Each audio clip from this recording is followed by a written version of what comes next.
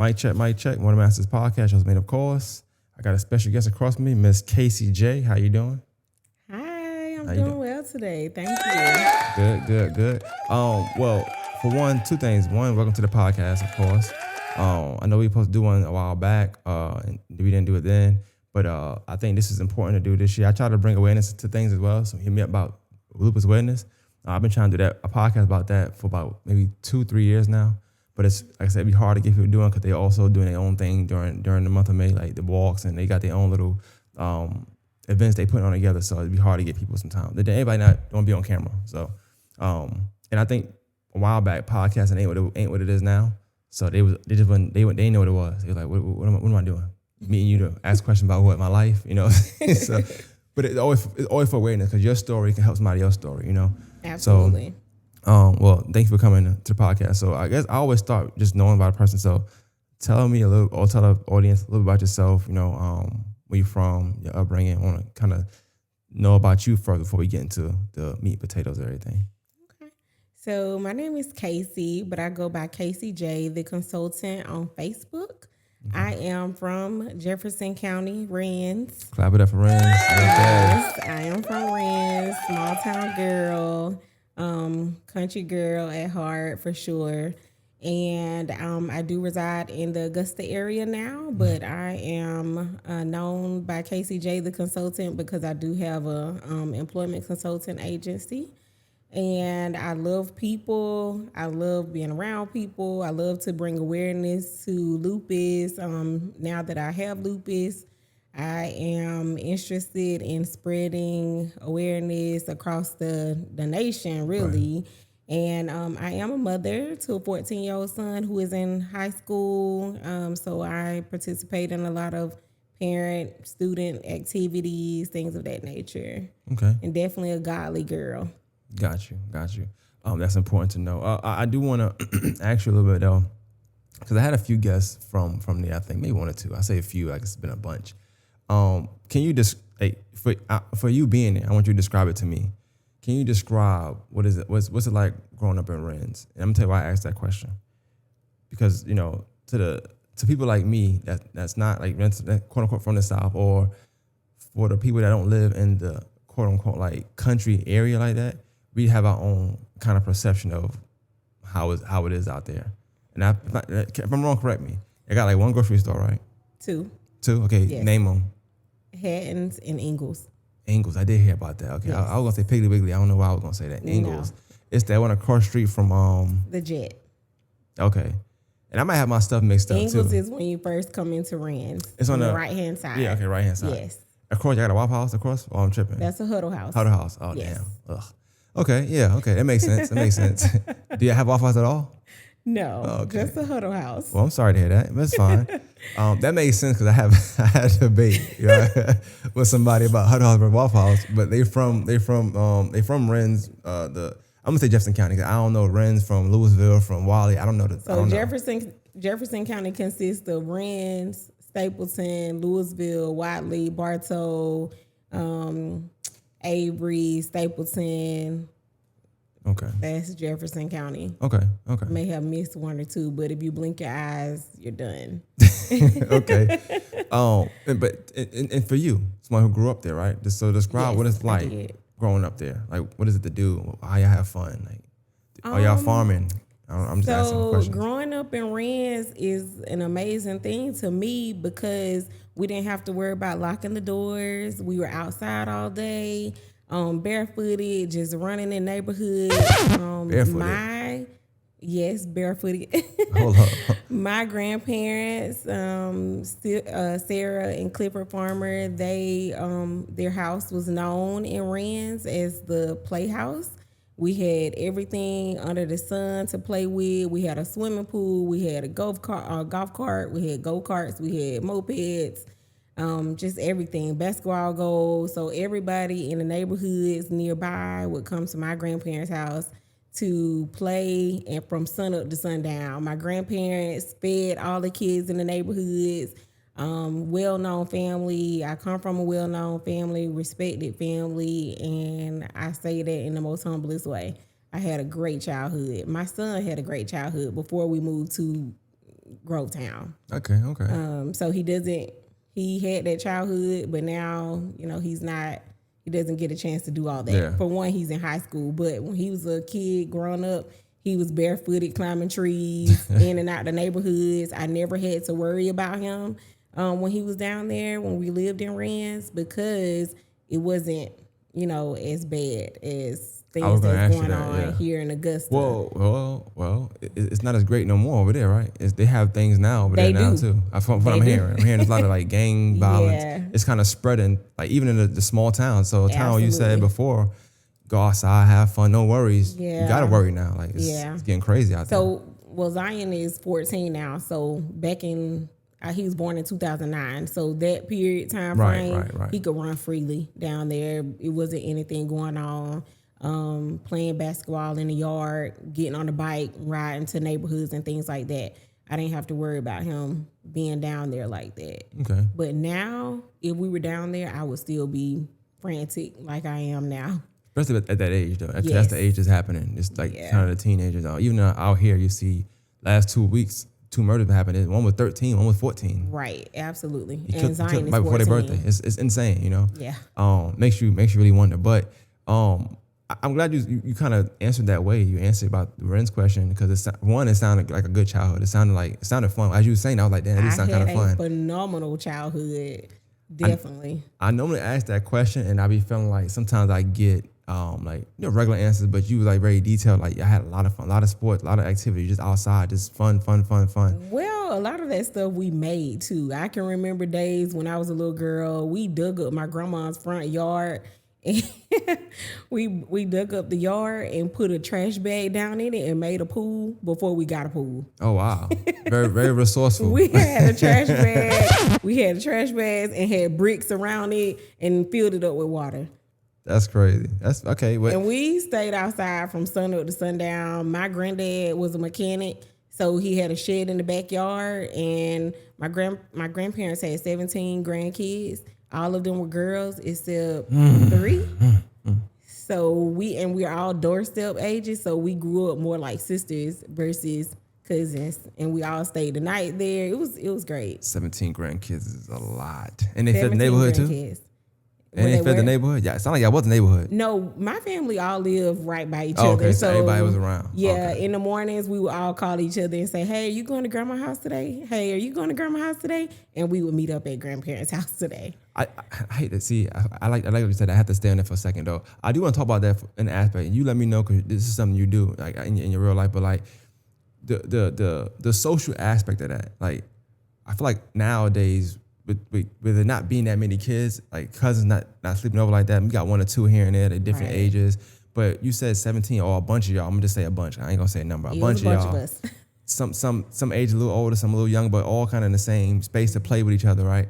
What did that do for you socially when you kind of go into school? Because now you got kids who are only kid. They got one sister. Sister ain't the same age as them, so they don't really have no common interests. It's like you lose that social skills you get from your family, whether it's joking on you, whether it's how to fight, little stuff that happen, but you get to have that and experience that before you go to school, or even while you're in school, whatever. You have the older cousins, young cousins. But now you got kids who don't have nothing. Like they isolated. They're on the phones. They're not outside. They just on YouTube. Right. And then they got to go to school. Yeah. And they socially awkward. I honestly think COVID had a lot to do with that. To me, kids just changed different. Like the kids seem to be, to me, they seemed a little distant now. Pre-COVID, they weren't like that. But to me now, it seems like more of a psychological thing. I'm not really sure, like a mental health thing. They just seem so, uptight. Kids seem more angry now. So for me, it would be a little different because I come from a family-oriented family. We still have dinners together. We still talk all the time. My family has a family group chat, for crying out loud. Most families don't have that kind of stuff. So I grew up with my family and we still do things together, which most people don't do that anymore. So my son is more of a family oriented kid. He enjoys being around family, even though he is the only child. I have instilled in him to create relationships. He has friends that he considers his brothers. I still try to get to know their parents so that they can still have that relationship outside of him being the only child. So he has friends and cousins that he can still go to their house, people that I trust. Go to their house, and I know their parents, and they know me. But as far as like social, have instilled different things in my son to make sure that he has those kind of relationships built, like building relationships with people that's genuine and trusting, being able to trust who he's hanging out with. Yeah. So. Okay. And I'm just assuming you went to Jefferson County. It's the only school out there. So clap it up for you for going to Jefferson Yes, County. that is the only school out there. Jefferson County only has one high school. And I did graduate from Jefferson County High School. I went to a 2-year school after that, South Georgia College in Douglas. And then I transferred to West Georgia, University of West Georgia. Graduated with my bachelor's from West Georgia. And what? Sociology. Okay. And then I got my master's from Walden University, a master's in social work. Okay, that's what's up. Sociology. I love that. I love sociology. So you know about the nature and just outside and people, and stuff. No, sociology is not about nature. No, not nature per se, but about people and just the why behind things. That's what I meant. Yeah. Yes. But when I say nature, I'm talking about like the nature of the mind, not nature of like outside creatures, like just why you think. Absolutely.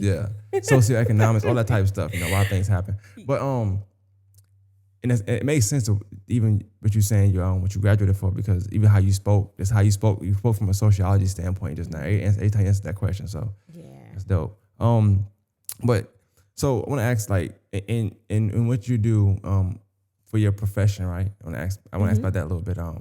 How would you describe what you do and why it's important for people to kind of need that kind of assistance?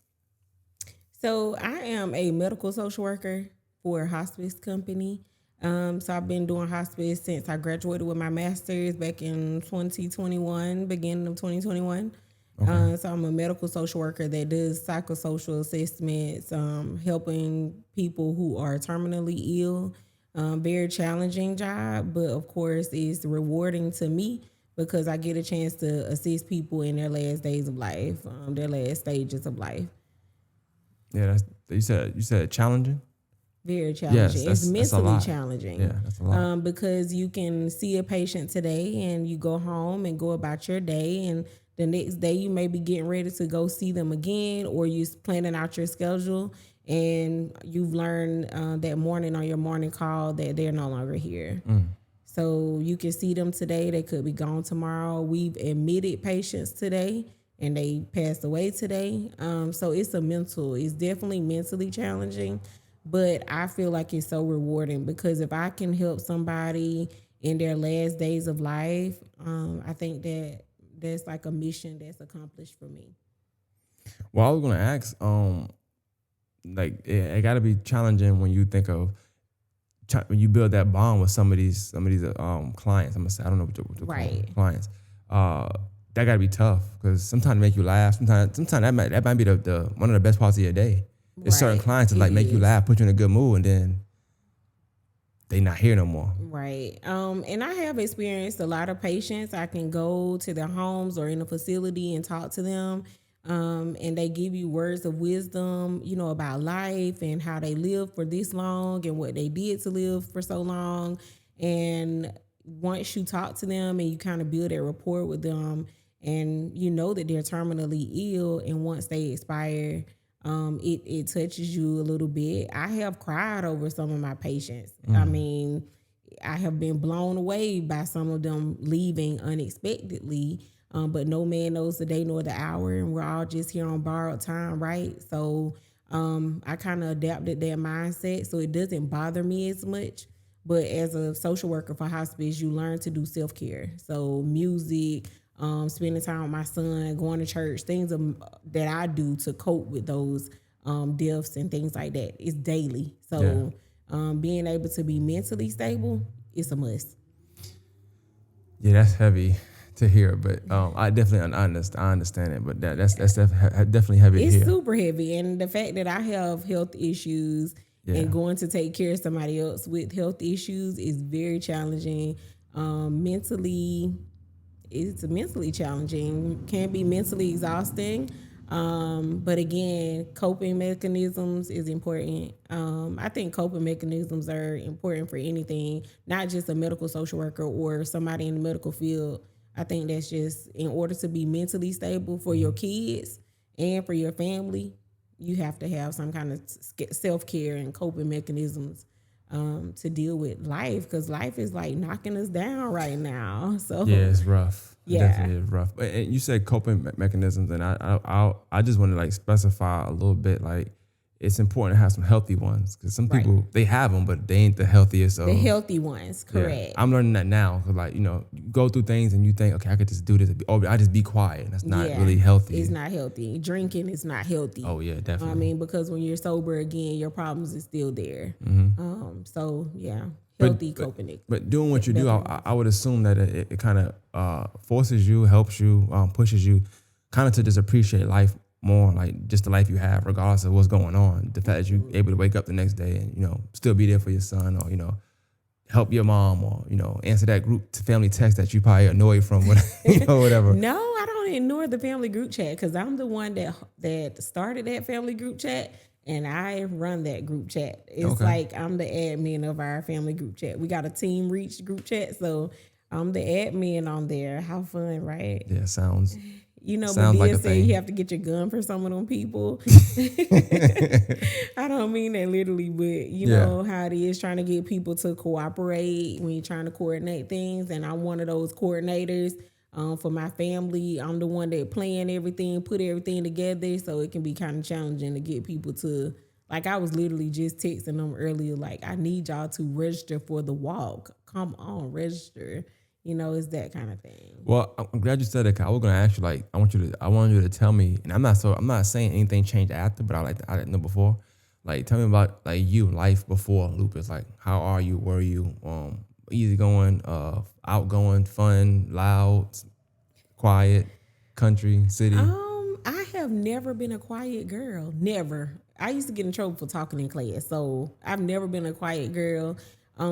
What you see is what you get. I have a bubbly personality, and honestly, if I wasn't feeling good, you wouldn't know it. Like right now, I'm sitting here smiling, and my ankles are killing me. My wrist is killing me. The weather kind of makes my body change a little bit, but you will never get a different Casey. What you get today is what you'll get tomorrow. What you get tomorrow is what you'll get next week. So, life before Lupus, I wouldn't say that it changed who I was. Some days are quiet for me. I don't really talk sometimes.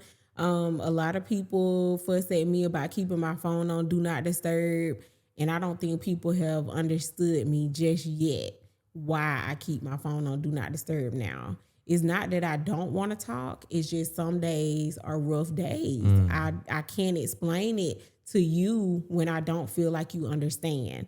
I recently had to have a conversation with my mom after I got diagnosed. She would always say, I understand. And I had to tell her one day, I said, stop saying that you understand. You don't understand. You don't understand because you don't have it. You never experienced it. And the symptoms is really hard to explain, because my lupus symptoms doesn't look like Sally's lupus symptoms, and Sally's doesn't look like Joe's. It's different. It's so many symptoms to lupus. It affects everybody differently. So, life before lupus, I would say it hasn't changed my personality. It hasn't changed my body. Yes. So in a physical sense, somewhat has changed. In a physical sense, What yes. about like mentally? Mentally, I wouldn't say that it changed me mentally. I do go through days where I don't feel like being bothered. But it's more so good days versus bad days for me.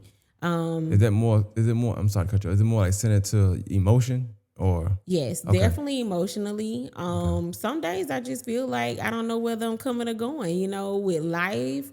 There's the inflation. I'm a single mom. I am single. I am single still, I do want a husband. That's not gonna change who I am. I love hard. It's not gonna change who I am as a person. It hasn't changed who I was as a mom. But physically, yes. Emotionally, yes. Especially when I first got my diagnosis last year. I got my diagnosis in March of last year. And it kind of took me by storm. I kind of went through a little stage of depression then. But as a single mother, you can't dwell in that. You have to pick it up, put on your big girl underwear, and go for it. I'm not one of those people that give up on things really easy. If you know me, you'll know, like, I'm a tough girl. It take a lot to break me down. I've been through a lot in life, and if I told my life story, you wouldn't believe it. Like, people who know me is still like still can't believe. Still in shock because I don't act like there's nothing wrong with me. I wouldn't say it's pretending, but I definitely would say I just believe that God, everything that I go through, it's a reason. And I haven't reached that reason yet, but I just haven't gave up yet. I flatly refuse. I'm not ready to give up. But there was days last year where I went through moments where I felt like nobody understood me. When I got my diagnosis in March, I felt like my world was crashing. And then I started asking, why me? And then I started telling myself, like, well, why not you? Because I'm not untouchable. Nobody ever told me that life was going to be easy. That's a good way to shift your mind, like shift your thoughts. Yeah. And so that's I went one of them my coping mechanisms. So I started working out a lot last year, started walking a lot, put my little headphones on. I was walking 2 and 3 miles a day just to free my mind because like my mind was crowded. My head was crowded. I didn't know, like I said, I didn't know whether I was coming or going. Mm-hmm. It felt like my world was just tumbling down. But because I got a child, I know that my son needs me. My son has never seen me give up on anything, nothing. And I'm not going to let him see me give up on life like that.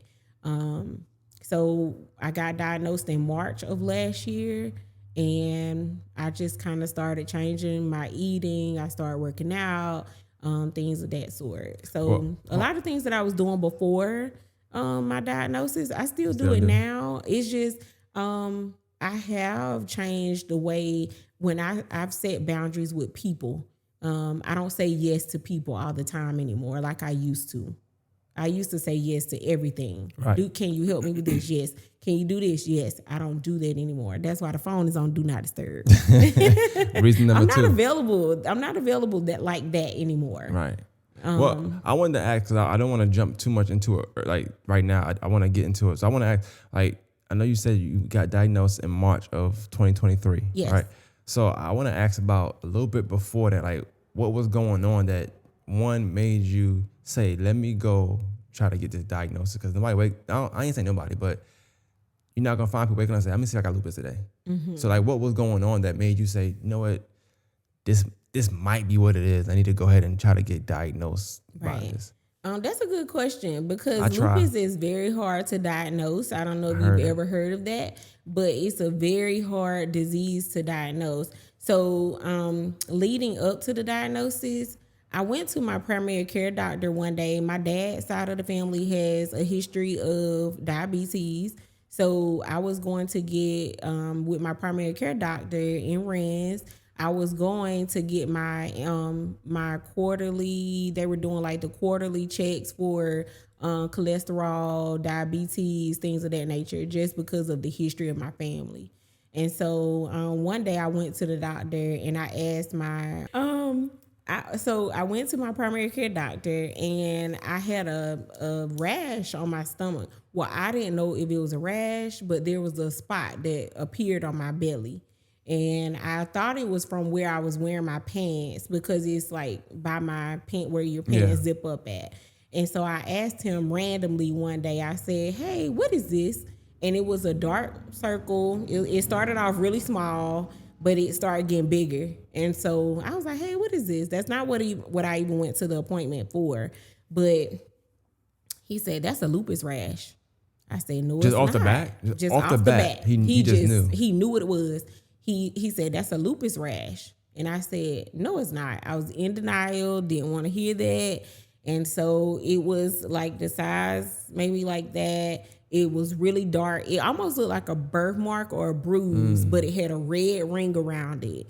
And there was days it would like be on fire. It would itch so bad and it would hurt. I was like, geez, what is this? So What were you doing? Like, were you putting like ointment on it or like I cream? wasn't putting anything on it. But what I noticed, like if anything stressed me out, like it was just like it was inflamed. So it would have like a dark red ring around it. And as dark as I am, you could see the red ring around it, like really good. And so that particular day, it wasn't inflamed or anything, but he looked at it. He said, that's the lupus rash. And I said, no, it's not. We brushed it off. So he said, we're going to start just doing annual tests, the quarterly tests every 3 months. They had me to come back, and 3 to 6 months. They had me to come back, and he started testing my ANA. Your ANA is what tell you if you have like the antibodies. Okay. So they started testing my antibodies, and long story short, I was referred to a rheumatologist. He did an ANA test that day, and it came back positive. Rheumatologist, that the word that's like RHE? Yes. Okay, because I was doing my research today, and I seen I didn't know what the hell the word meant, but I'm glad you said it. Clap it up for you for knowing what that means. Okay. Yes. All right. RHEUMA. Rheumatologist. I got you. Yeah, there you got go. it. Ding ding, you won. I've gone to it to the appointment so much I don't even want to know how to spell it. Okay, I can spell it if I write it. But anyway, so he referred me to a rheumatologist at AU. I should probably say this on camera. I was referred to AU back in 2020, and the rheumatologist there, they looked at my legs. I had, by this time the rash was on my belly. I had one up under my arm, and I was taking a shower one day, getting ready to put some deodorant on, and I was like, oh my gosh, there go another one. Didn't even realize that it was under my arm, but it was like that size. It was huge. And so I'm like, you know. So again, he said, I told you that's lupus. And so I think I was just in denial at that point because I didn't want to hear it. But my mom and I, we went to an appointment at AU, and they told me, oh yeah, you don't have lupus. That's not lupus. They didn't do any kind of testing. They only did a urine analysis, and that was it. Sent me on my way. Did you went to the actual hospital? Actual hospital. But that's probably why too. Went to the actual hospital. But there was a rheumatology clinic inside the hospital. Okay. Yep. Went to the rheumatology clinic there. They did the urine analysis, discharged me. Told me and my mom, because my mom even asked, she was like, so she doesn't have to come back. Oh no, that's not lupus. And I was like, okay, you know, so we took it, ran with it. That was in 2020, beginning of 2020. And between 2020 and 2023, I was still having all of the symptoms. I could eat some food and like literally be humped over in pain, feel like somebody jabbing me in my stomach. And I started wondering, like, am I allergic to food? And then I started doing like just watching everything I was eating and how I felt after I ate that specific food. So even today, like I don't eat fried food anymore. I don't eat pork. I don't eat beef. I don't eat red meat. I don't eat processed food. I don't even have any canned goods in my cabinets at home. What I have to ask this question. What do you eat? Because it sounds like you eat a lot of things. So I need chicken. To know. Okay. If I eat chicken, it's baked, grilled, air fried. I do a lot of air fried food. Okay. And I cook a lot of stuff in the oven. But shrimp, fish, tuna steaks. If I want steak, I do tuna steak. I eat a lot of salmon, things of that sort. But if I eat fruit and vegetables, it's normally fresh fruit and fresh vegetables or frozen. Okay. I don't eat anything canned. I don't have any canned goods at my house. Nothing canned. Instead of beef, I eat turkey. I've been eating turkey meat for ground turkey. I changed my eating. So, but after I went to AU, and just started like all of the symptoms I was experiencing, I couldn't even go outside in the sun. Even if I have a sunroof in my truck, I can't even, like, the sun can't beam on my skin. It flares up. It causes my skin to flare up. As dark as my skin is, like my skin gets fire red. And Is it all itch. over? Like just different, like how I look? So those rashes, let me back up. Those rashes that I have is called discoid lupus. So I have discoid lupus. The way that we found out that I have discoid lupus is because after I went to AU, I went back to my primary care doctor after I was still having all of these symptoms. I was referred to a gynecologist. They didn't know what was going on. Nobody could tell. I went to a gastro-oncologist. I had a number of procedures like the endoscopy, colonoscopy, stool samples, blood tests, things of that nature. They thought I had Crohn's disease at one point, but it still came back to that was negative as well. So then when I went back to my primary care doctor one day, and my skin had literally flared up. So the rashes started coming everywhere at this point. And so my primary care doctor said, let me do a biopsy of one of your, of the lesions. They're called skin lesions. So we did the biopsy of the one on my skin, on my leg, and it came back. That it was lupus. Discoid lupus. But when they did the biopsy, it came back discoid lupus, and it's congruent with systemic lupus. So I have discoid lupus and systemic. Discoid affects your skin cells, where systemic affects your organs, your kidney, your heart, your lungs, every organ in your body. So the systemic, that's the SLE, systemic lupus. Is systemic lupus. I don't know that last word, but it's for the E. Okay. Yeah, it's a hard word to spell and pronounce. Give me a I headache. don't want it, so I'm not even trying to pronounce it. I wouldn't wish this on my worst enemy if I had one. But I did see it said, because they got it called SLE, but I know it said SLE accounts for approximately 70% of all cases of lupus. So that's the majority of lupus cases is SLE. Yeah. You randomly hear people say that they have the discoid lupus. So I met a young lady here in Augusta. She has the rashes, the butterfly rashes, which goes over your nose. Now I have the butterfly rash on my nose, but mine is very small. It's light. You can't see it. I'm not gonna point it out on camera because you can't hardly see it. But mine is small. I developed one on my face, and it's not as big as I thought it would be. Thank God, because I cried the first day I seen it. Well, I don't want to be the person that says this, 'cause I hate when people say this when you go into something. Like, your skin looks nice though, so I can't, I can't say, I see it. But I know sometimes it's like, you know how people are like, but you look good wearing it. Like, yeah, but I don't want to hear that. I'm telling you, I got it. I actually get that a lot. Most people be like, no, you don't have lupus. I say, yes, I do.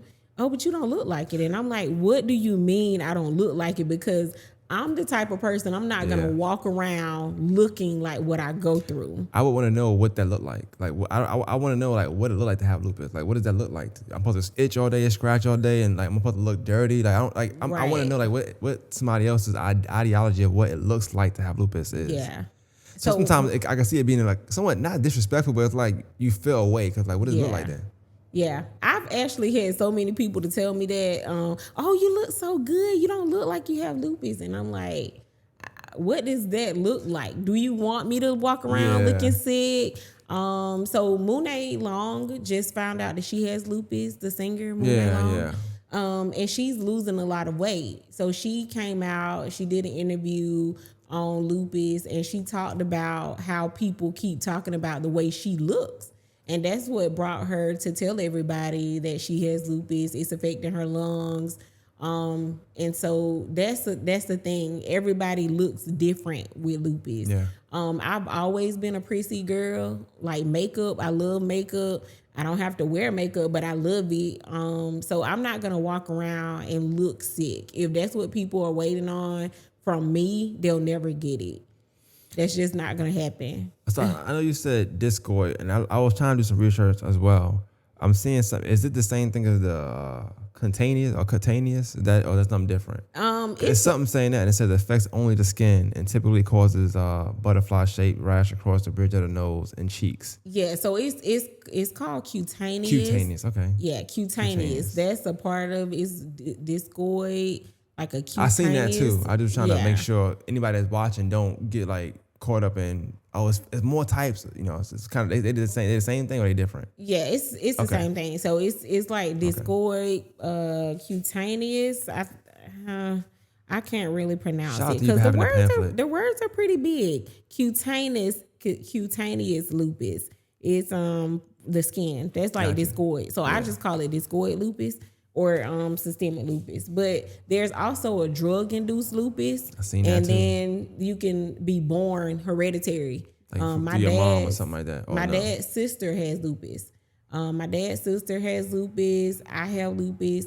I don't know if anybody on my mom's side of the family has lupus. They have like rheumatoid arthritis, but nobody has ever been diagnosed with lupus. They just see a rheumatologist for the rheumatoid arthritis. Okay. Yeah, I seen the I don't know. I'm just neonatal lupus, and that's where mother's immune You're system. born with neonatal is when you're born with lupus. Yeah, that gotta be tough to have for because kids they scratch, they do all this stuff you don't know. Right. That gotta be tough to deal with. To be crying, not know what you're crying about. You give them a Yeah. bottle, but it's lupus hurting them. You know. So okay. So a lot of stuff going on. So you get the diagnosis, right? I want to know what was it like? So the day you go there, you get all these tests done already anyway. For the sound like you was getting multiple tests done, right? Mm-hmm. Today is final. Like you have this. Two things. One, at that point, how much did you know about lupus then? And then two, what was your thoughts? How you felt? Like what mood or how did you feel like knowing the information? So before the diagnosis, I had no clue about lupus, what all it entailed. I had some brief knowledge, but nothing major. Like I didn't know as much as I know now. Because once I got the diagnosis, of course, I took it, ran with it, did my own research, that kind of thing. However, it's weird because my best friend that I grew up with, he passed away from lupus. And we had been friends for 33 years. So he passed away when he was 33. And I got diagnosed with that same lupus at the age of 37.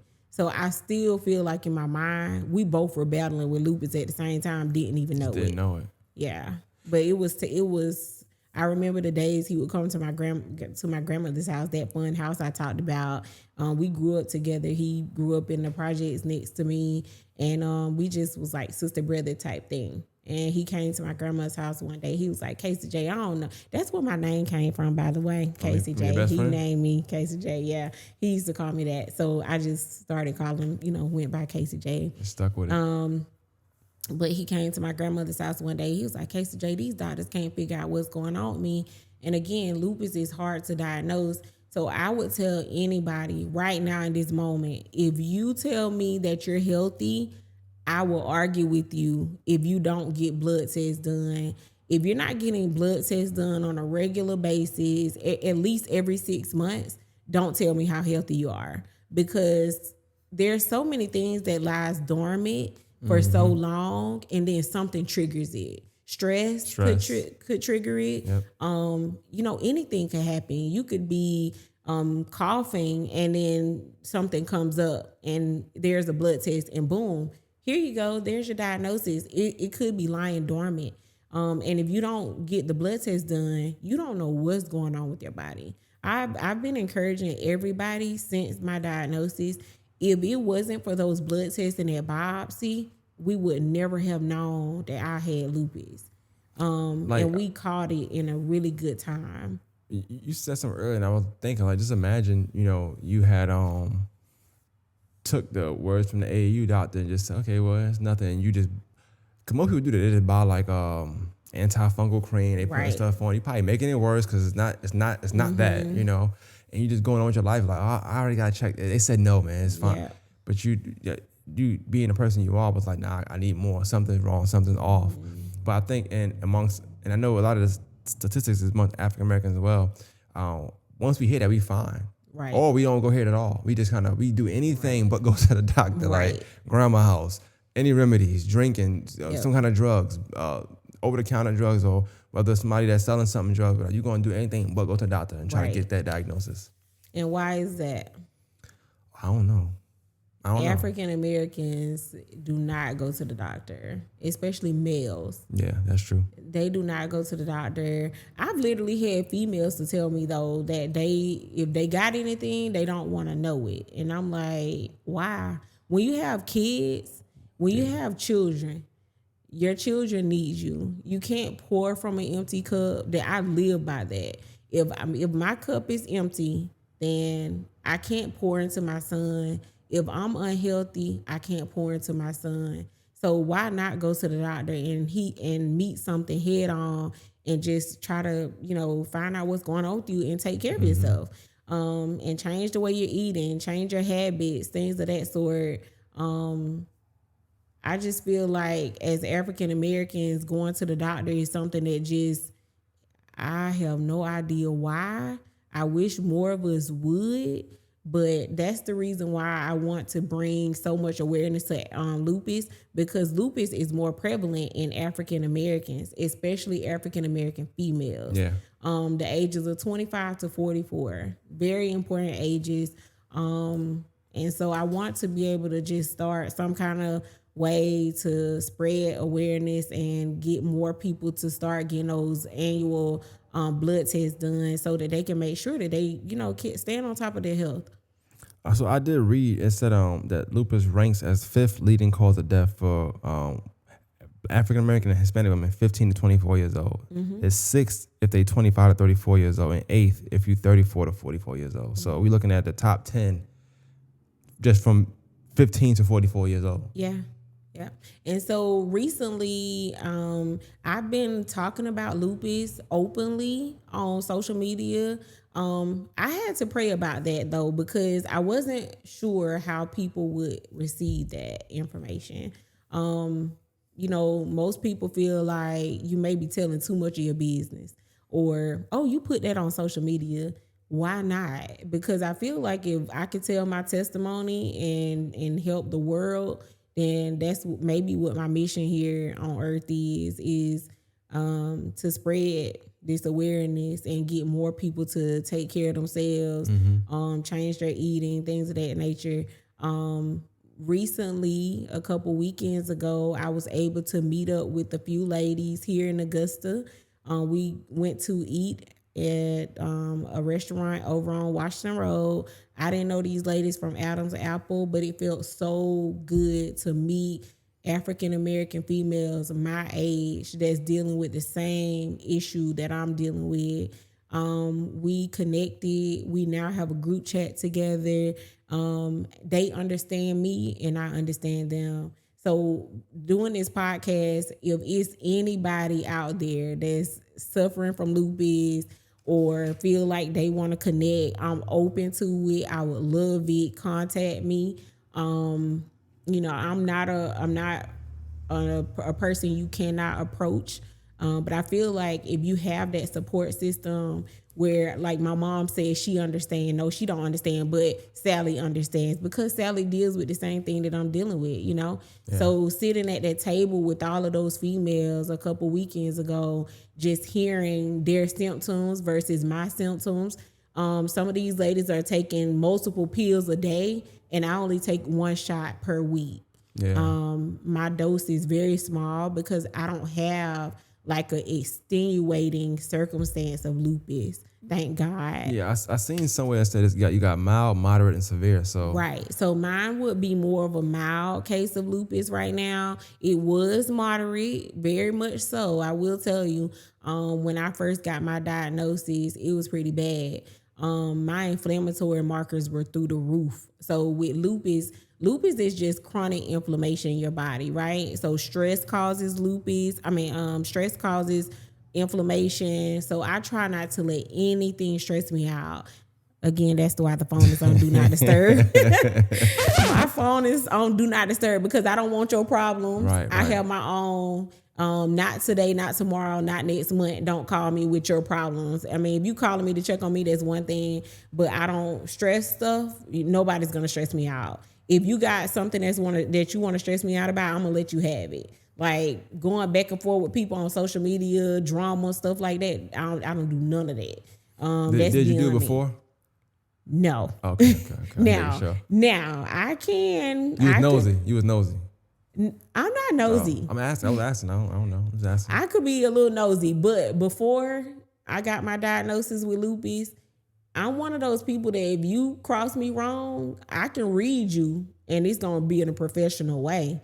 Like I can say some stuff to you and I can make you feel this small just by what I'm gonna say to you. I don't have to touch you, but I'm not gonna let nobody run me over now. Yeah. I got boundaries, but you're not gonna run me over. You're just not gonna stress me out either. So with the lupus being chronic inflammation, I just don't let anything stress me out because stress causes that. But when I first got my diagnosis, my inflammatory markers were like super, super high, which can affect your lungs, your heart, your kidney, things of that sort. Well, you said something a minute ago, and I was gonna write that down when I was doing my notes for like statistics. But one of the statistics I seen, I thought it was dope. But you said it because you said you sat with a couple. I don't know what number you said, but some black women. And y'all sat down. Y'all kind of now you got a group chat, so y'all got a support system there. Yeah. But one of the statistics was pretty much that it's weird how they worded it though, but it was like pretty much minorities don't have a good support system. They don't. When it comes to lupus. Right. It's like they were doing statistics like 65% said they want more support, 50% said they want more of this. So I thought that was dope. You said that because the statistics show you I don't have support. Right. Black women specifically. Right. And I was thinking maybe because like some people not married, they don't have a spouse, they doing it by themselves, Right. And at that age that is being diagnosed, they alone, so they don't have the support. And then I'm assuming like even like you said, your mom might want to support you. They can, but it's hard to do it when you don't really know. Mm-hmm. Your spouse probably wouldn't know because they with you, so it's a little deeper connection there. But I think the dopest thing about you meeting those women is that you get to see lupus in different people. You know what I'm saying? And it affects everybody differently. Yeah. 1.5 million Americans are living with lupus right now. That's a lot. It is. It's a lot. And I don't think people understand just yet that lupus is just as important now as cancer is. There's so many people living with lupus. It's being diagnosed every day. And again, in African American women. So Monet Long talked about this in her interview, which stuck with me. She was talking about how African American women are being diagnosed with lupus right now, but African American women are also the most stressed out people. Mm-hmm. And if you think about it, it makes sense. Lupus is caused by a lot of stress too. It's a stress-induced disease. Was I stressed out? I mean, I've been a single parent since 2009. I don't know if it was stress related. I still don't know if my lupus came from stress. I don't know if it was like you living in an environmental, like stressful environment. I don't know if it was drug induced, because if you have lupus, there's a lot of antibiotics that you cannot take. But I remember that a doctor gave me Bactrim one time, and every time I would take Bactrim, I was getting so sick. I mean, my body doesn't heal as quickly anyway. That's another thing we could talk about. It compresses your immune system. So like anybody with lupus, you have a immunocompromised system where like if you got a cold and you are just like near me, I could catch a cold really quick where your body can heal from that cold ASAP. I'm going to be fighting that cold off 2-3 weeks from now, still coughing because my body doesn't process, like yours does. So I try not to be around people when I know that they're sick. Now, if I don't know you sick, that's different. But when I know people are sick, I try to stay away from, people, especially like COVID, viruses, things of that sort. I do want to ask you this because I seen one of the statistics that some of the burdens of living with lupus, when it comes to difficulty of living with it, of course, it says 65% pain, 61% said lifestyle change, and 50% said emotional problems. Where are those ranked for you? I wouldn't say the only physical that I deal with is at one point I couldn't be out in the sun. Now I've switched to a lot of herbs, so I started taking a little herb that allows me to be outside now. Like herb oil or like? No, it's a powder. I did my Okay. own research and I started taking a powder called Kala Wala. It's used in other countries to heal autoimmune diseases. So I did my own research. I found a herbalist here in Augusta and I started taking it, and I don't have a lot of symptoms like other people have. Okay. But again, I switched my eating. I work out, just walking, try to stay active. I changed, like I drink a lot of water. I do not drink sodas. I've never been a soda girl though. So I don't drink sodas because I'm trying to preserve my kidney. Lupus affects your kidney first before it affects anything. Your kidney and your heart is the two things that it affects first affects first. Okay. I drink a lot of soda. You do? Yeah, a lot. Yeah, cut it out. I had some. I am big on drinking water. I do not drink sodas. When I got my diagnosis in March, my mom went with me to my first appointment to the rheumatologist, and he was very surprised that my kidney was still intact after all these years. And my mom said that's because she doesn't drink sodas. I don't drink sweet tea. I don't drink anything but water. God, no sweet tea. I only drink, and the crazy thing is my body has never craved soda. So I guess that's a good thing for me. That's definitely a good thing. Because I'm not a soda girl. So I'm more of a water girl. If I drink anything, it's more zero sugar. But I wanted to back up to the support. You were talking about the support. So Tiffany and I, there's a young lady in Augusta named Tiffany Hill. She and I have been challenged to start a support group for lupus here in Augusta. We are working on that. Saturday for the walk, we'll get more into the walk, but Saturday for the annual walk, we'll have a sign up for those that are battling with lupus, or maybe somebody that's caring for somebody who has lupus. But we are trying to start a support group here in the Augusta area for the CSRA. I'm looking forward to it being a spectacular support group. I mean, it wouldn't necessarily be just for no African Americans. It's for lupus in general. So we're looking forward to having that coming to the CSRA real soon. I think one, support groups is amazing. I think you'd be the person to do it. Just from how you talking, I can tell you're very passionate about it, but also passionate about people understanding, what it is and why you should get, these testings you need to get. So it's one thing for a support group, but I also think it's one of them things where y'all be able to create awareness to people. Right. And that's what, to me, I think awareness is one of the most important things. So even in the walk, I was going to ask that, like, with the annual Lupus walk, so it's May 18th. It's this Saturday, May 18th from 9 a.m. to 11. It's only 2 hours. The registration starts at 9. Registration can be done online or at the walk. But they're trying to allow people to register before the walk, because we will have free food there.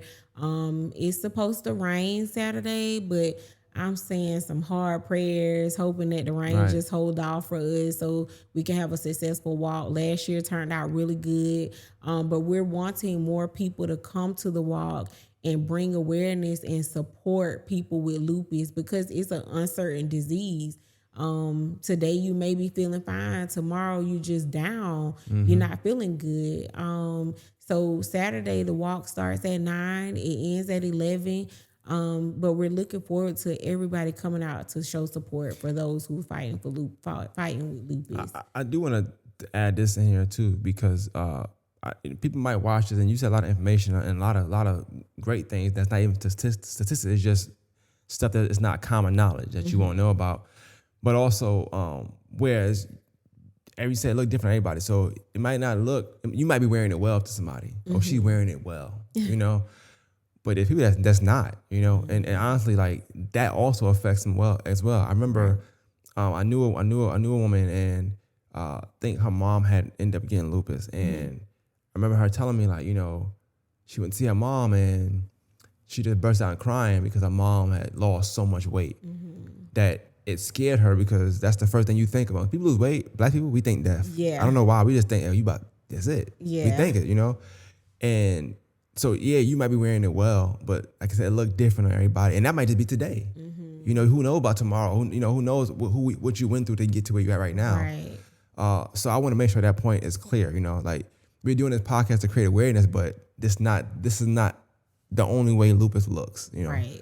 I want to make sure that's definitely clear. Yeah, because on my way here, I was on the phone with a young lady who reached out to me through social media. Me and her just now connecting. Today was my first day having a conversation with her. On my way here, she called me and I told her, she was asking me, hey, what you doing? I was like, hey, on the way to do a podcast to talk about lupus. She was like, oh, that's so good. And I said, what are you doing? She's like, girl, I'm hurting all over. I don't hurt like that. So where she's hurting all over today, my ankles and my wrist is bothering me, but I'm able to still get up and go about my day. Where she's down, she's not able to go to work today, or she's thinking about having a call off tomorrow. So like you said, it looks different for Sally, Casey, or anybody. Sally may be on 16 pills. Casey is on one shot. Casey might be on one shot and Joe might be taking 5 pills. Because I don't take any pills. I'm only on that one injection, like I said earlier. In addition to what you said, though, because you just said something about the pain, I did see that statistic too. It said it's a survey they do, but 65% of people that they surveyed said that pain prevent them from working. Mm-hmm. So the pain is so unbearable that they can't even work. Right. So we think about, is this.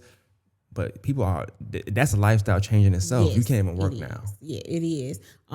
So with lupus, one thing that I love about what the Lupus Foundation is doing right now is they're raising money to help those who are fighting with lupus.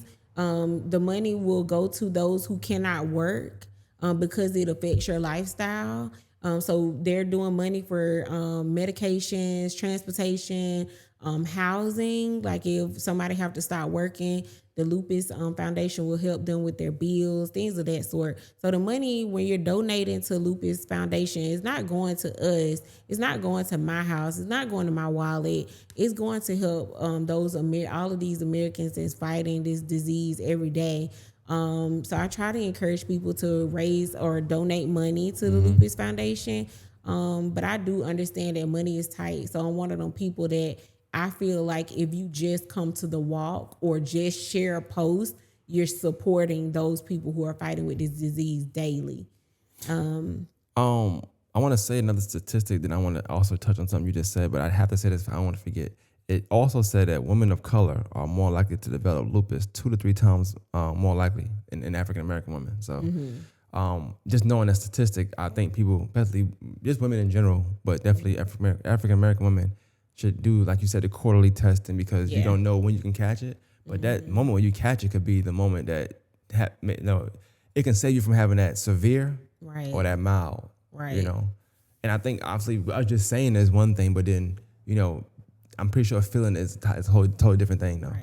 Right. And some days, I know you're talking about the pain. Like I do have some days where, like if the weather, if it's rainy or if it's cold outside, like you'll experience a lot of pain then. Now I've had, if you take 5 people that has lupus and it's cold outside, probably 4 of those 5 people is going to tell you that they achy. This time last year, I couldn't even stand up for a long time because my legs was achy. I went through this weeks and months of not knowing what was wrong with my legs, because lupus affects your joints. A lot of people who have lupus develop osteoarthritis in your legs. I experienced that last year. This time last year, even at the walk last year, I couldn't even walk. I didn't even walk around the track, not one time, because my family showed up and walked for me. My friends showed up, walked for me. I wasn't able to stand for a long period of time. My legs was just weak and achy. And I thank God for deliverance, because they're not bad like they were last year. But there's days where most people will tell you that if you have lupus, you'll feel like your fatigue is not my fatigue. Where you say you've been to work all day and you're tired, I may say I've been to work all day and I'm tired, going to feel different from yours. Somebody who has lupus, their fatigue feels like literally an elephant is on you. You can't move. Your brain says get up, but your body says lay down, and you're down for days and weeks at a time. I see everything you just said. The reason why I think that piece is super important. Go back to what you said about the support. So I'm not trying to say your mom all the time, but you know your mom. Shout out to your mom first of all. I don't know, but I'm pretty sure she's a nice lady. Shout out to Loretta because I don't want to be saying it, but I'm gonna say anybody. Just say anybody because I don't want to make it hurt. But you know when somebody that isn't going through it, that's why the support group is important because everything you just said there. You have to go through it to know that. Yeah. So somebody be like, I'm tired. You be like, you get mad. Like, why are you lazy for? Like, you know, get up. Yeah. But you don't have it. You don't know what they're going through. Or somebody that's not like. That's why this is so important to create awareness because somebody could have it and not know. You wonder why you so tired. Yeah. Well, you African American woman. You 29 years old. You childbearing. You fit the criteria for like 2/3 of this. I don't know if it's called disease. I don't know what you call it. It's a disease. Okay. Yeah. I try to use my words wise. I don't want to say the wrong words. It's a disease, yeah. Lupus is a disease. So, the strange thing about lupus to me is that it's like you got the skin, then you got the organs. So you don't know what you're gonna get of it. There's no cure for it. There's no cure for it. You don't know where it came from. It's just like it's just selected people that just get it, and it just happens to be a good bit of Black women. So yeah, I honestly would like to continue doing a lot of research and just trying to get more answers. Because I, for one, have never been told where I got lupus from or how did I get lupus. I remember before the podcast started rolling, you asked me how long do I think I've had it. I'm still trying to figure that out because I was talking to my twin sister, and my rheumatologist even asked me, does my twin sister have lupus? And they started questioning that. And I'm like, no. And they was like, okay, you know, so we brushed it off. And so we were talking one day and she said, Casey, do you remember when we were in college? We were in college on spring break one year and we went down to Florida and my skin literally flamed up on vacation. We were in college. And we were in the middle of the night trying to go and find help or try to find something to clear my skin up. My skin was swelling. My lips had swollen.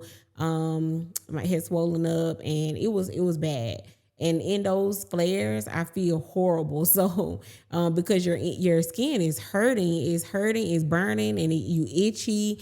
But like you said, those cortisone creams, when you notice that over-the-counter stuff is no longer working, you know it's something deeper than that. Yeah. So I started having to go get prednisone shots every time my skin would flare up. That's tough. And like I said, it's the things you kind of, not saying you ignore. I don't want to say ignore, but you don't look at it like super important that something like that. But she had to remind you. Remember that happened, right? So as people watching, I hope that they look into things you're saying because it's small detail stuff. You had a flare up. I never had that before. Well, might be a good time for you to go check this out because it had to come from somewhere. It didn't just happen because it was a Thursday. Yeah, and so I started noticing like that when my sister asked, she said, well, do you remember when we were in college and that happened? Then I would remember days where I would eat certain stuff and things would happen.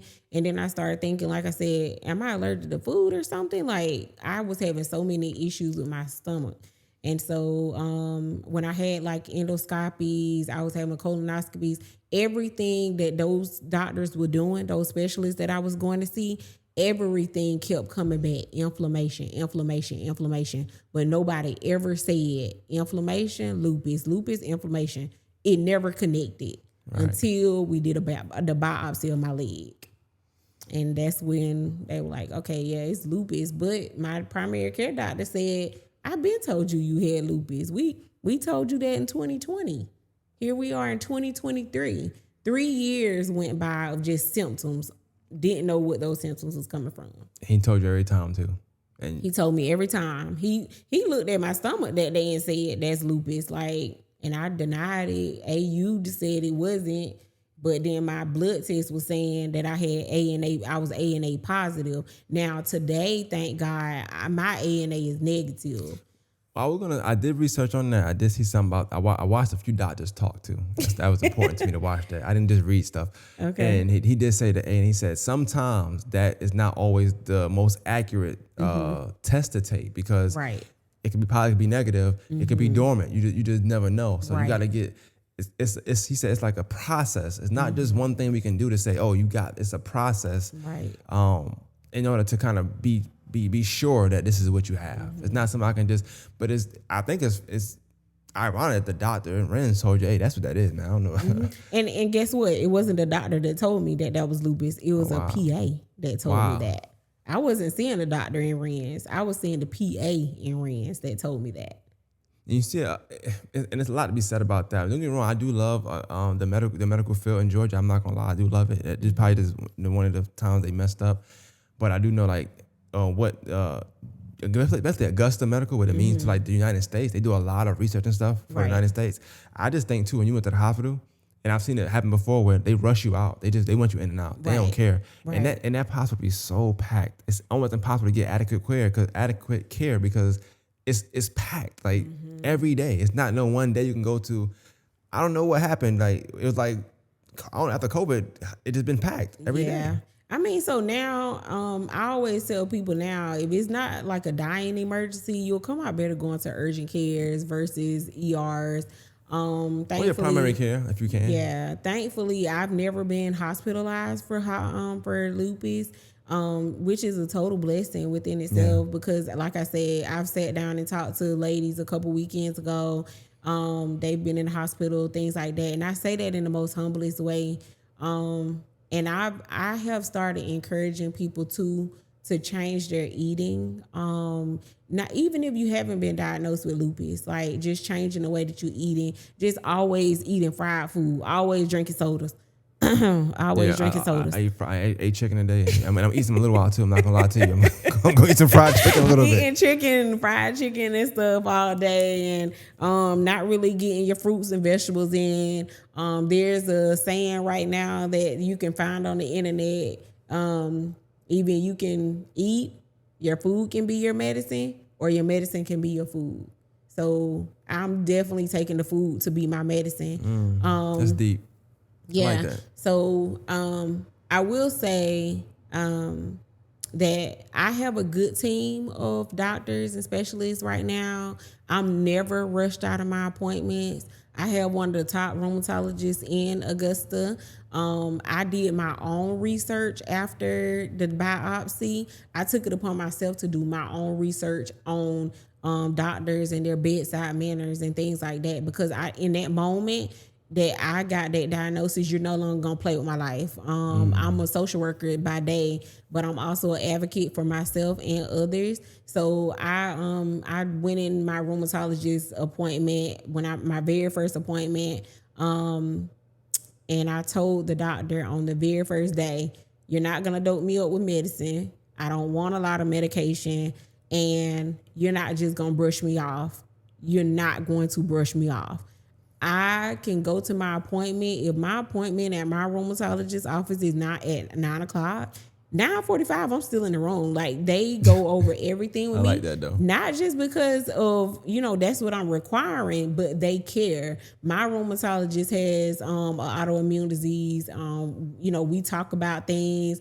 He's asked me to start a support group long before my Lupus Foundation chapter leader asked me to start a Lupus Foundation. The support group. So, I'm never rushed in my appointment. So I haven't experienced that. The only time I experienced a bad experience with a specialist is I recently had some issues going on with my heart. I shared that story on Facebook a couple days ago.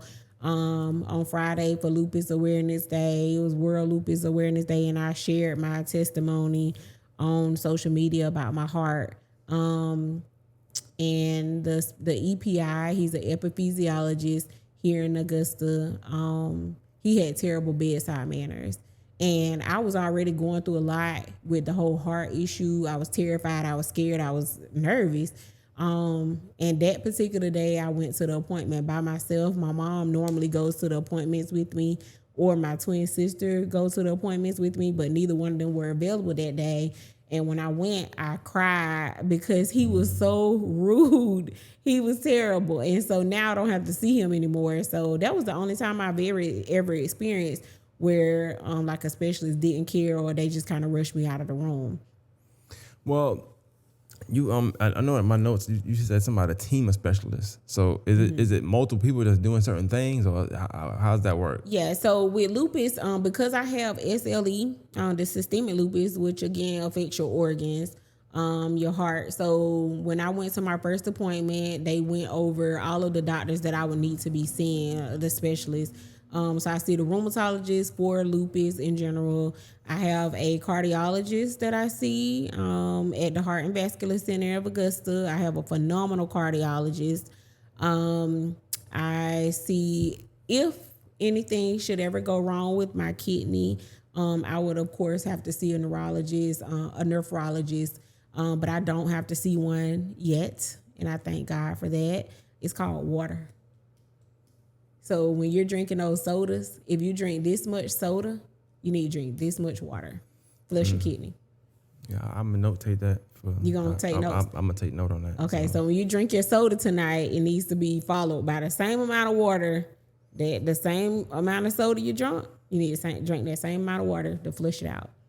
Yeah. That's so I see a nutritionist as well. I started seeing a nutritionist that helps me balance my food. She tells me about the salt, how many milligrams of sodium should you have in a day. You asking me? Yeah. Oh, I don't know, 10. I don't know. No. I don't know how many I have. No, you can have, what is it? 310 milligrams of salt a day. 300, no more than 360 milligrams of salt per day. Oh, I'm pretty sure I'll go over that. Yeah, so you don't need to eat salty food. I like lemon pepper chicken wings. That's salt right there. No, and Bobby. I might eat that twice a day sometimes. Bobby, no. I had Popeyes 3 days in a row. Popeyes 3 days in a row? Wow. It might be 4 because I'm thinking about going there tonight, be honest with you. Oh my Depends gosh, on time we get I done. would be in the bed balled up sick for days. I'll be sick when I don't get it. I'll be sick. I want some Popeyes. I'm not gonna lie, I love chicken. Oh my goodness. No, don't do that. Okay. So yeah, I see a nutritionist, cardiologist, rheumatologist. I was seeing an epiphysiologist, no longer see them. So it's just a team of doctors that you'll have to have. Of That's course, a lot though. Yeah, it is, and it requires a lot of good insurance. But that would be considered a lifestyle change though, because you didn't have to have that team of doctors before. Right. But now, in order to stay afloat and make sure that's Right.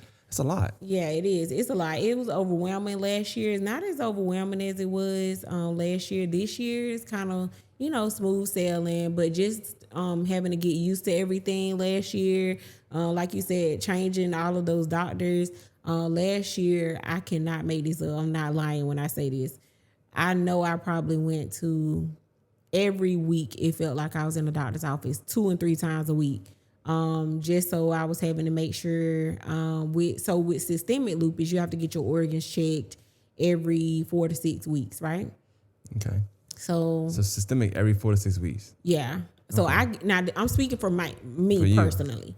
My situation may be different from Sally or Joe or whoever. But I have to get my kidney, my liver, things that my organs have to be checked every 4 to 6 weeks. That's a lot though. That's still a lot. Like that's like it's a lot. On top much. of the fact that you still got to go to your primary care doctor, you still got to go to a cardiologist. In the midst of all of that, I was having to get like a lot of testing done, stress tests, echocardiograms. I was having to get a lot of testing done to make sure everything was running, and functioning properly. So I was going to a lot of doctor's appointments last year. I probably went to every bit of 40 plus. I'm talking about frequently. Was not odd, but it's like I'm looking through the thread now. Cause you said March of last year, and I remember us about the podcast with some other stuff, before. And then now I'm seeing that whole time you really wasn't even active. Like, cause we would always say, "Oh, I'm still doing the podcast. Okay, I'm gonna do it. I'm still doing the podcast." And it kind of stopped around March. That's where it stopped. Like you hit me up in April, and then the first time I came back again was April of this year. Yeah. So that whole year is like took off. Last year was overwhelming for me. The toughest thing about last year, I was really, so if anybody know me, they'll know I'm the person that's always feeding into other people, giving positive energy, giving words of encouragement, just pouring into other people, doing. I'm a caring person. I'm a Pisces, so I care. I love hard. I love hard. I'm not crazy, but I love hard. You say you're Pisces. You ain't got to put the bat. Take everything with it. You can't just do that, okay? Yeah, so I'm not crazy. I'm one of those people that's always encouraging people. When I'm doing people's resumes, I'm having to pour into my clients. But last year took a toll on me. Back to that mental state that you were talking about. Like, I didn't know why, if, when, how. I was nervous. I was scared. I was stressed. Like, it was a lot. My anxiety was running wild last year. Because I felt like, you go on Google and you read and, you see people that passed away from this disease that you just been diagnosed with. So it's a lot. It's a lot to fathom. So last year, like you said, I went quiet last year. But when I was feeding into people and giving people that positive energy and giving people words of encouragement, pouring into other people, my cup was empty. And it's crazy because I was able to give all of me to somebody and to other people, family, friends, whoever. No matter who I encounter, I always give people that bubbly energy. Like I said, you're going to get the same person today and next week. Then I, in turn, needed that same thing from people last year. I didn't get it. That's what I was gonna ask Do you. you know what kind of state of mind I was in last year when I needed people and there was nobody there? Like, I made it public that I had been diagnosed with lupus. And I felt like in that moment, I needed people that were not there. So now I wouldn't say that I don't do it anymore, but I'm very cautious about giving out my energy to people now because it's not reciprocated. If it's not reciprocated, I just prefer people not to even deal with me, or that go for relationships, friendships, family ships, whatever ship. I just don't feel like if it's not reciprocated, then I've stopped doing it. I had to set some boundaries recently, last month, last year. And I had a lot of people. I was actually dating a young man at the time I got diagnosed, and he told me, he was like, that's too much for me. And he ghosted me last year in February. March. He told you, though. He ghosted me in March. Yeah. But the crazy thing is, when I got the diagnosis, he said, well, what we gonna do about it? How we gonna handle it? What they need you to do now? Like, he was all on board. But then he just ghosted me. So I did an episode last week with some guys about mental health, because it's also that month as well. Mm-hmm. I wish I gave everybody their own month, but I guess there's so much things you got to share with some people, right? And which is why I really want to do this one, because I can't do one, not the other. I want to do both. Mm-hmm. But I was talking to the guys, and kind of similar to what you said, like, sometimes you pour into people, right? Mm-hmm. And whether you're on top, you be a busybody, you're doing so much stuff. I'm doing this for you, I'm doing this for you. Just because of how I am, as a person I am. Mm-hmm. I'm not doing it for nothing in return, per se. Right. But I am expecting that if in fact something was to happen where I just needed something, a little 10% of what I gave you, at least. Yeah. But to get zero back is like, yeah. So you might be going through lupus and the effects of that, but then mentally you going through like, damn, like, this person really, if it was if the shoes on the other foot, I would have did this. Mm-hmm. I'll be doing this. I ain't even requiring much. Give me a call. How you feeling? That's my thing. I don't require much. I'm a simple girl, but I feel like I'm one of those people. I'm a bubbly girl. My last statistic I do want to say, because you just mentioned it, and it was I read that because you got the moderate, mild, and you got the severe. If you got severe, 10 to 15% of people that got severe with the adult condition, they will die. Mm-hmm. But that's with severe, and that's still 10 to 50%, which means you got good chances of surviving. But it is a condition where it's not cure for it right now. So you can go from mild to severe, depending on your body and what's supposed to happen to you. Right. So I did a lot of research when I first got my diagnosis, though, because a lot of food that we eat in our American diet, Um, have you noticed that the standard American diet spells sad? Standard American Oh diet yeah, is the it acronyms. Yeah, spells sad. Yeah. Well, anyway, a lot of the food, like processed food, canned food, things of that nature, it causes inflammation. So I backed up from all of that stuff. I think that's the number one reason why I'm still pushing and healthy, and not having it. Like my labs are stable, and has been for the last few doctor's appointments. Now I do have an appointment coming up in a couple days. When it comes to the time where I have to go to the rheumatologist, I hate those appointments because I be so nervous. So because again, my organs have to be checked every 4 to 6 weeks. So we're coming up to that appointment, and like a couple days before I start getting nervous, because I don't, you never know what food is doing to you. You think you're doing right by what you're eating, and sometimes it's not always the case. yeah. I mean, like I said, the best thing about what you said is just all the information you gave for the most part. But I also think this support thing, I just think that's super important, not just from your person, your people, or your friends, but the groups. I think that's something that's super important when it comes to a condition like this, because you need to see it in different facets, different stages, and different Right. people, so you would know who's going through what. But also it'll help you in the long run. Y'all can talk to that person that's going through to understand what you're going through, versus somebody who don't understand. I do want to touch on one thing you said. You said you was kind of dating a guy during this time, and I think a lot of times when people go through stuff, your first reaction is, okay, we're gonna get through it. It's like the thing to say. It's the thing like when somebody die, oh, I'm here for you. How? Yeah.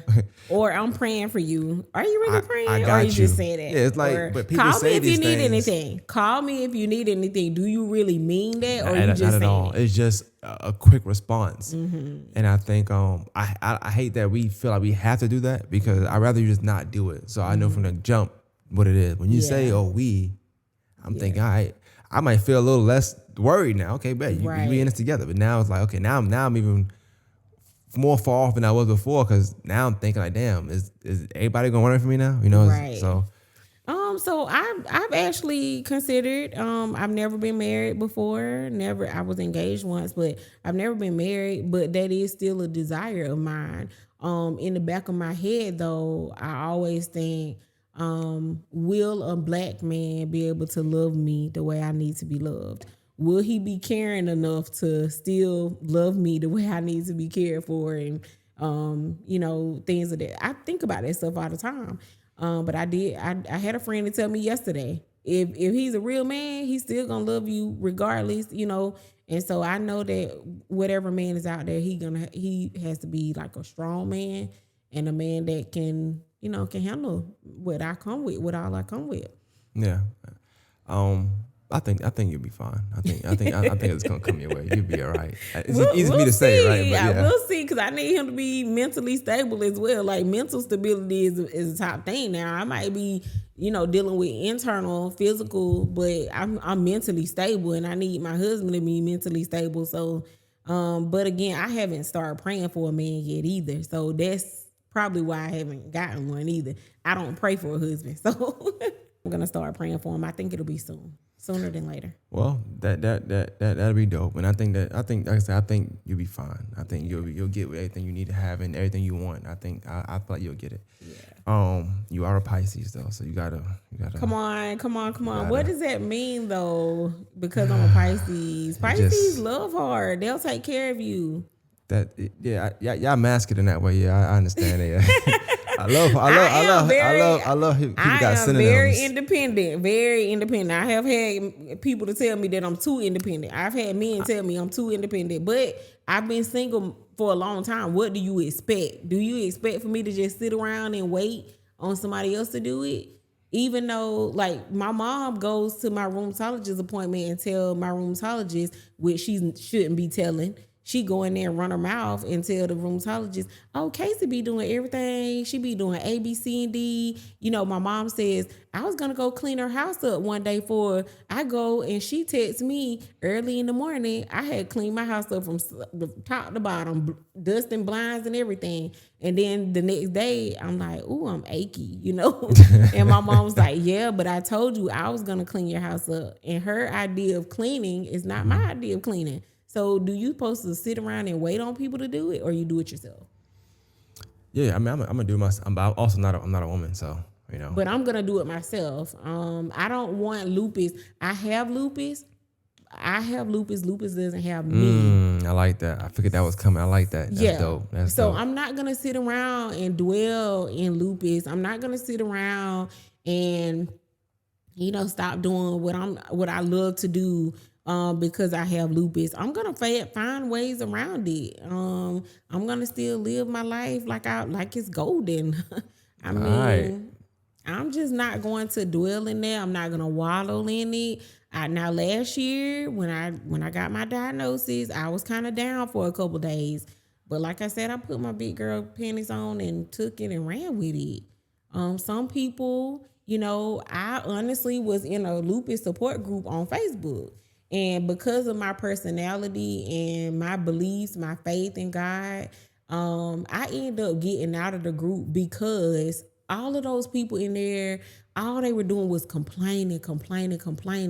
Nobody was talking about what they could do to change their life. And it was depressing. So I got out of the group. So that's another thing I want to make a point of too. It's important to one thing you said, and I hate to be this person, but I gotta be this person. You was like how you met with some black women. Mm-hmm. I think that's important to meet with people who have like common interests. With. Yeah, you gotta do it. Them support groups they gotta make sense. Yeah, it has to make sense. Of course, that's super important. Of course. And I think that's probably the best thing you've done is just leave that one and create your own, because some people even not just want to complain all day. Right. They don't want no solution at all. I am not a negative Nancy. I don't want no petty patties, and I can do without both. But yeah, I was on the Facebook support group, and I was just talking about like changing your eating habits and doing ABCD, and everybody would come in and say, "Oh well, I'm just in pain," and my husband thinks that I'm just lying about my pain and things of that sort. And it was just draining me. I ended up getting out of that Facebook group, and I didn't look back because I'm not wilding. I'm not having a pity party. I don't want to be invited to a pity party. I don't want people to treat me differently. It's okay if people check on me, but I don't want to be treated no different than you treat the next person. But I do like for people to understand when I say I'm not feeling good, I want people to respect it. Don't question whether or not, oh, you said that last week. Yep, I said it last week and I'm saying it again today. I don't feel good. Yeah. Well, I want to close with this. So I want to talk about the annual walk. We're just get the details. So it's this Saturday, May 18th, 9 to 11. Yes. Where is it at? Glen Hills High School. Glen Hills High School. Is it multiple walks or just one? It's just one. Okay. It's the annual Lupus walk. It's Walk to End Lupus Now. It's the name of the walk. It's Saturday, May 18th, and it starts at 9. It's over at 11, so it's very quick. We'll have free food for those that are registered to walk before. Prior to coming to the walk, we highly encourage registering online. You can make donations. We're asking people to make generous donations. If you have a business, you can donate to the Lupus Foundation and it can be a tax write-off.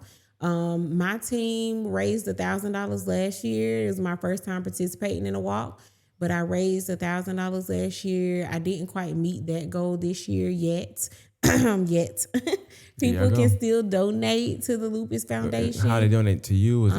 Yes, they can donate on my link on my Facebook page.